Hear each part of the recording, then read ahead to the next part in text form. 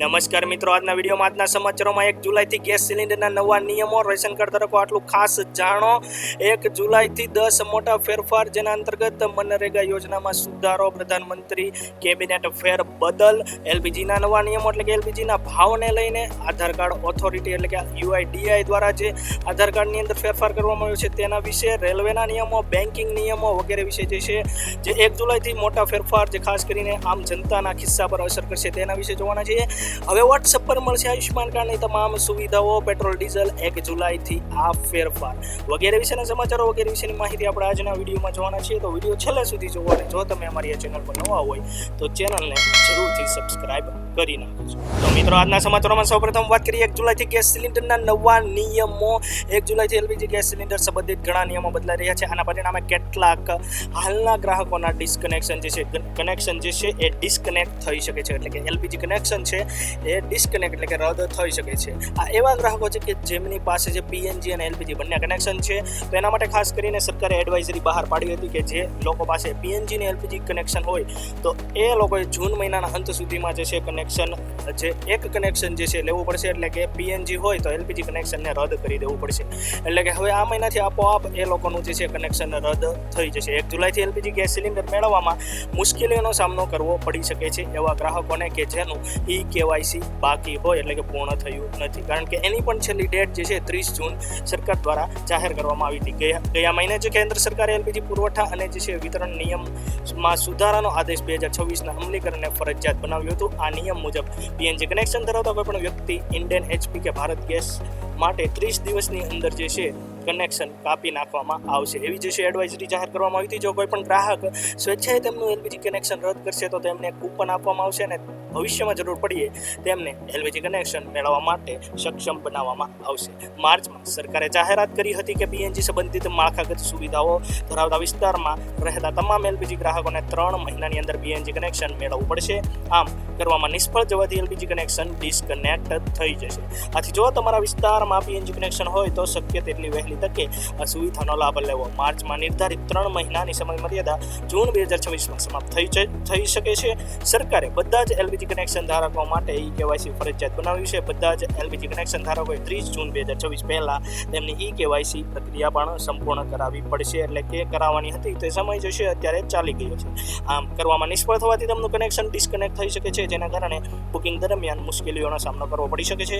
જે લોકોએ પહેલેથી જ કેવાયસી પ્રક્રિયા પૂર્ણ કરી લીધી છે તેમના માટે તે ફરજિયાત નથી. ત્યારબાદ મિત્રો આગળ વાત કરીએ તો રેશન કાર્ડ ધારકો માટે ખાસ. રેશન કાર્ડ ધારકો, જો તમે એક રેશન કાર્ડ ધારકો હોય તો તમારે ખાસ એટલું જાણી લેવું જોઈએ. રાષ્ટ્રીય ખાદ્ય સુરક્ષા યોજના હેઠળ દેશભરના તમામ ગરીબ અને જરૂરિયાતમંદ પરિવાર સસ્તા દરે મળતા અનાજમાં જો કોઈ પણ રાશન ડીલર ગેરરીતિ આચરે કે ઓછું અનાજ આપે તો હવે ગ્રાહકોએ મૂંઝાવાની કે અન્યાય સહન કરવાની જરૂર નથી. દેશભરમાં યોજનાઓ હેઠળ લાખો લોકોને જે છે દર મહિને ઘઉં, ચોખા અને અન્ય ખાદ્ય પદાર્થોનું જે છે અનાજનું જે છે વિતરણ કરવામાં આવે છે. પરંતુ વારંવાર એવી ફરિયાદો આવતી હોય છે કે રાશન ડીલરો કાર્ડ ધારકોને ઓછું રાશન આપે છે. કેટલીક જગ્યાએ પીઓએસ મશીનો પર અંગૂઠાની છાપ લઈ લીધા પછી પણ અનાજ ન આપવા અને ગ્રાહકો સાથે દુર્વ્યવહાર કરવાના ગંભીર કિસ્સાઓ પણ નોંધાયા છે. આ પ્રકારની મનમાની અને ભ્રષ્ટાચાર પર લગામ કસવા સરકારે આ ફરિયાદ નિવારણ વ્યવસ્થાને વધુ મજબૂત બનાવી છે. ડિજિટલ માધ્યમનો ઉપયોગ કરતા રાશન કાર્ડ ધારકો પોતાના રાજ્યના ખાદ્ય અને લોજિસ્ટિક વિભાગની સત્તાવાર વેબસાઇટ પર જઈને પણ ઓનલાઈન ફરિયાદ કરી શકે છે. આ માટે ગ્રાહકે માત્ર પોતાના રાશન કાર્ડ નંબર, દુકાનદારની માહિતી અને સમસ્યાની સંપૂર્ણ વિગતો સબમિટ કરવાની રહેશે. જો કોઈ પણ કારણસર ફોન કે ઓનલાઈન માધ્યમથી સમસ્યાનો ઉકેલ ન આવે તો ગ્રાહકોએ જિલ્લા કક્ષાએ જિલ્લા પુરવઠા અધિકારી અથવા તો પુરવઠા નિરીક્ષકની કચેરીમાં રૂબરૂ જઈને લેખિત ફરિયાદ પણ સબમિટ કરવાનો અધિકાર છે. ગ્રાહકની લેખિત ફરિયાદના આધારે ઉચ્ચ અધિકારીઓ દ્વારા રાશનની દુકાનો પર આકસ્મિક તપાસ કરવામાં આવે છે. સરકારે અત્યંત કડક શબ્દોમાં સ્પષ્ટ કર્યું છે કે રાશન વિતરણ વ્યવસ્થામાં ગરીબોના હકનું અનાજ છીનવનાર કોઈ પણ અનિયમિતતાને જે છે સાંખી લેવામાં આવશે નહીં, એટલે કે છોડવામાં આવશે નહીં. જો ખાતાકીય તપાસમાં કોઈ પણ રાશન ડીલર દોષિત જણાશે તો તેમની સામે અત્યંત કડક કાર્યવાહી કરવામાં આવશે. દોષિત ડીલરની જે છે રાશન દુકાનનું લાયસન્સ તાત્કાલિક ધોરણે સસ્પેન્ડ અથવા તો કાયમી ધોરણે જે રદ કરવામાં આવશે. અત્યંત ગંભીર અને છેતરપિંડીના કિસ્સામાં ડીલર સામે કાનૂની કાર્યવાહી પણ કરી જેલની સજા સુધીના પણ પગલાં લેવામાં આવી શકે છે. ત્યારબાદ મિત્રો વાત કરીએ જૂન મહિનો પૂર્ણ થતા જુલાઈ મહિનામાં જે છે 10 મોટા ફેરફાર જે ખાસ કરીને આમ જનતાના ખિસ્સા પર અસર કરી શકે છે. તો ખાસ તમારે જાણી લેવા જોઈએ. તો 30 જૂન 2026 સુધી એટલે કે આજથી મનરેગા જે અધૂરી મનરેગા યોજના અંતર્ગત જે અધૂરી યોજનાઓ હતી, જે ખાસ કરીને ગ્રામ્ય વિસ્તાર માટે જે મજૂરી માટેની યોજના જે હતી એ જે છે બંધ થશે અને 1 જુલાઈથી નવી વ્યવસ્થા લાગુ કરવામાં આવશે, જેના અંતર્ગત જે છે 125 દિવસ માટે રોજગારી મળશે. 1 જુલાઈથી કેન્દ્ર સરકાર દ્વારા મનરેગાની જગ્યાએ જે છે વીબીજી રામજી યોજના લાગુ કરવામાં આવી રહી છે અને દેશના બધા જ રાજ્યોમાં આ યોજના લાગુ થઈ જશે મનરેગા યોજનાની જગ્યાએ પ્રધાનમંત્રી દ્વારા દેશભરમાં. ત્યારબાદ બીજી મિત્રો વાત કરીએ તો હાલમાં જે છે પ્રધાનમંત્રી દ્વારા દેશભરના સચિવો સાથે બેઠક યોજવામાં આવી છે. શા માટે બેઠક યોજવામાં આવી છે તેની મિત્રો વાત કરીએ તો કેબિનેટમાં ફેરબદલ કરવા માટે, એટલે કે જે મંત્રીઓના ખાતા છે એ ખાતામાં ફેરબદલ કરવા માટે. એનો મુખ્ય હેતુ આ મીટિંગ યોજવાનો મુખ્ય હેતુની મિત્રો વાત કરીએ પ્રધાનમંત્રી નરેન્દ્ર મોદી દ્વારા જે આ મીટિંગ યોજી છે તો એનો મુખ્ય હેતુ એ છે કે ઉદ્દેશ એ છે કે દેશની પરિસ્થિતિ સુધારવા, જેમાં જે છે ઇઝ ઓફ લિવિંગ એટલે કે લોકોના જીવનને સરળ બનાવવું અને ઇઝ ઓફ ડુઈંગ એટલે કે વ્યવસાયને પર સરળ બનાવવાના મુદ્દા પર ભાર મૂકવામાં આવશે. એ રીતે જે છે મંત્રીઓને ખાતા સોંપવામાં આવશે. તો મંત્રીઓના જે કેબિનેટ મંત્રીઓ છે એના ખાતા જે છે બદલાઈ શકે છે ટૂંક સમયની અંદર. તો નરેન્દ્ર મોદી દ્વારા જે છે બેઠક યોજવામાં આવી છે. જે સચિવો છે દેશના ભારતના તમામ સચિવો સાથે જે છે બેઠક યોજી છે. મધ્ય પૂર્વમાં તણાવને કારણે ઉર્જા બજારમાં અનિશ્ચિતતા સર્જાઈ હતી, જેના કારણે જે છે એલપીજીના ભાવમાં પણ વધારો થયો હતો. હવે પરિસ્થિતિ સામાન્ય બનતા અને હોર્મુઝ જળમાર્ગ મારફતે તેલનો પુરવઠો સુચારુ થતા ઘરેલું તેમજ કોમર્શિયલ એલપીજી સિલિન્ડરના ભાવમાં ઘટાડો થવાની શક્યતા વ્યક્ત કરવામાં આવી રહી છે. સામાન્ય રીતે દર મહિને જે છે પેટ્રોલિયમ કંપનીઓ દ્વારા એલપીજી સિલિન્ડરના ભાવમાં ફેરફાર કરવામાં આવતા હોય છે. તો આ મહિને પણ જે છે ભાવમાં ફેરફારો થઈ શકે છે, જે ખાસ કરીને 1 જુલાઈથી ખ્યાલ આવશે. ત્યારબાદ મિત્રો આગળ વાત કરીએ 1 જુલાઈથી ક્યાં ક્યાં નવા ફેરફારો લાગુ થવાના છે. તો યુઆઈડીઆઈ એટલે કે unique identification authority of India દ્વારા નવી સુવિધા શરૂ કરવામાં આવી છે, જેના અંતર્ગત જે છે જેના હેઠળ જે છે આધાર કાર્ડમાં નોંધાયેલ ઈમેલ એટલે કે સરનામું, ઈમેલ એડ્રેસ આધાર એપ દ્વારા જે છે મફતમાં અપડેટ કરી શકાશે 1 જુલાઈથી. આધારની જે એપ છે એના દ્વારા, જેના માટે જે છે અગાઉ 75 રૂપિયાની ફી લેવામાં આવતી હતી. ત્યારબાદ મિત્રો વાત કરીએ તો ભારતીય રેલવે મુસાફરો માટે નવા અને વધુ કડક નિયમો લાગુ કરવાની તૈયારીમાં છે. મીડિયા અહેવાલ મુજબ ટિકિટ વિના મુસાફરી માટે દંડની રકમમાં વધારો થઈ શકે છે. ઉપરાંત રેલવે સ્ટેશન અને ટ્રેનોમાં શિસ્ત જાળવવા માટે પણ નિયમો વધુ કડક બનાવવામાં આવશે.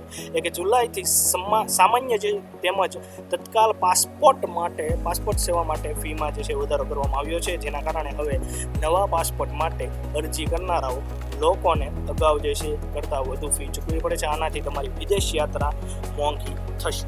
ત્યારબાદ મિત્રો વાત કરીએ 1 જુલાઈથી જે મોટા ફેરફાર થવાના છે. જુલાઈના પ્રથમ દિવસથી અનેક ઓટોમોબાઈલ કંપનીઓ પોતાના કારના ભાવમાં વધારો કરી રહી છે.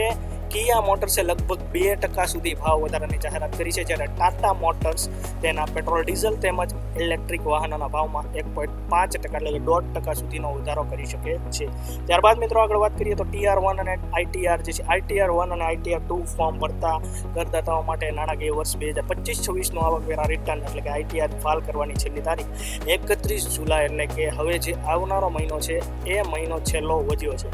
સમયસર રિટર્ન ન ભરનારાઓ અને દંડ ઉપરાંત કેટલીક કરબંધિત સુવિધાઓથી પણ વંચિત રહેવું પડી શકે છે. ત્યારબાદ મિત્રો આગળ વાત કરીએ બેન્કિંગના નિયમોને લઈને તો SBI કાર્ડ દ્વારા જે છે પસંદગીના ફોનપે SBI ક્રેડિટ કાર્ડ માટે રિવોર્ડ પોઈન્ટ સંબંધિત નિયમોમાં ફેરફાર કરવામાં આવ્યો છે. હવે રિવોર્ડ પોઈન્ટ મેળવવાની મર્યાદા નક્કી કરવામાં આવી છે અને કેટલાક પ્રકારના વ્યવહારોને રિવોર્ડ પોઈન્ટ માટે અયોગ્ય જાહેર કરવામાં આવ્યા છે. એટલે કે અમુક તમે ટ્રાન્ઝેક્શન કરશો તો હવે જે છે એમાં તમને કોઈ પણ પ્રકારના રિવોર્ડ પોઈન્ટ મળશે નહીં. ત્યારબાદ મિત્રો બીજી વાત કરીએ તો બેન્કિંગને લઈને તો HDFC બેન્કે પણ પોતાના ક્રેડિટ કાર્ડ નિયમોમાં ફેરફાર કર્યો છે. 1 જુલાઈથી કાર્ડ ધારકોને દર કેલેન્ડર ક્વાર્ટરમાં 3 વખત મફત ડોમેસ્ટિક એરપોર્ટ લાઉન્જનો લાભ ત્યારે જ મળશે જ્યારે તેઓએ અગાઉના ક્વાર્ટરમાં ઓછામાં ઓછા જે છે 60,000નો ખર્ચ કર્યો હશે. ત્યારબાદ મિત્રો વાત કરીએ તો હવે વોટ્સએપ પર મળશે આયુષ્યમાન કાર્ડની તમામ સુવિધા.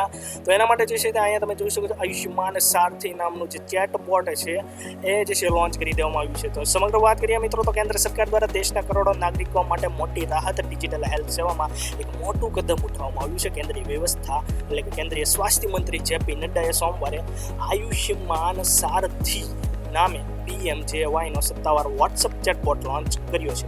નવી સુવિધા બાદ હવે જે છે આયુષ્યમાન ભારત યોજનાના લાભાર્થીઓ માત્ર એક વોટ્સઅપ મેસેજ દ્વારા જ 24 કલાક ગમે ત્યારે અને ગમે ત્યાંથી યોજના સંબંધિત સેવાઓ સીધો જ લાભ મેળવી શકશે. સરકારના જણાવ્યા મુજબ હવે લોકો આયુષ્યમાન કાર્ડ બનાવવા, માહિતી મેળવવા કે કોઈ પણ ફરિયાદ નોંધવા માટે સરકારી કચેરીઓ અથવા તો કોલ સેન્ટરના ધક્કા ખાવા પડશે નહીં. આ ચેટબોટ સીધો જ PMJAY સિસ્ટમ સાથે જોડાયેલો છે અને રિયલ ટાઈમમાં સચોટ માહિતી પૂરી પાડશે. આ ચેટબોટ કેન્દ્ર સરકારની એક નવી ડિજિટલ આરોગ્ય સેવા, જેને નેશનલ હેલ્થ ઓથોરિટી સ્વાસ્થ્ય મંત્રાલય દ્વારા જે છે ખાસ કરીને જે છે લાભાર્થીની સુવિધા માટે તૈયાર કરવામાં આવ્યો છે.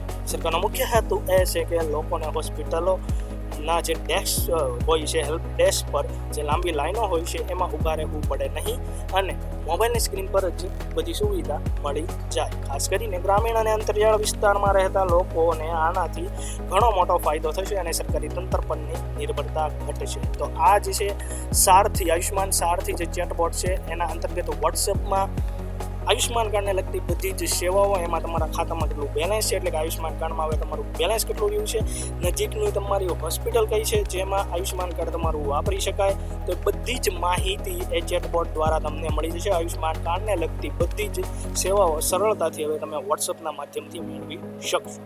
અને ત્યારબાદ મિત્રો છેલ્લે વાત કરીએ આજના સમાચારોમાં પેટ્રોલ ડીઝલને લઈને 1 જુલાઈથી મોટો ફેરફાર.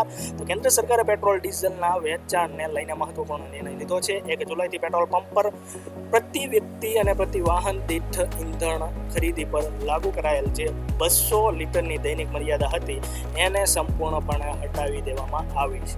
આ નિર્ણયથી ખાસ કરીને ટ્રાન્સપોર્ટરો, ઉદ્યોગ અને અન્ય મોટા વાણિજ્યક વાહનોને મોટી રાહત મળશે.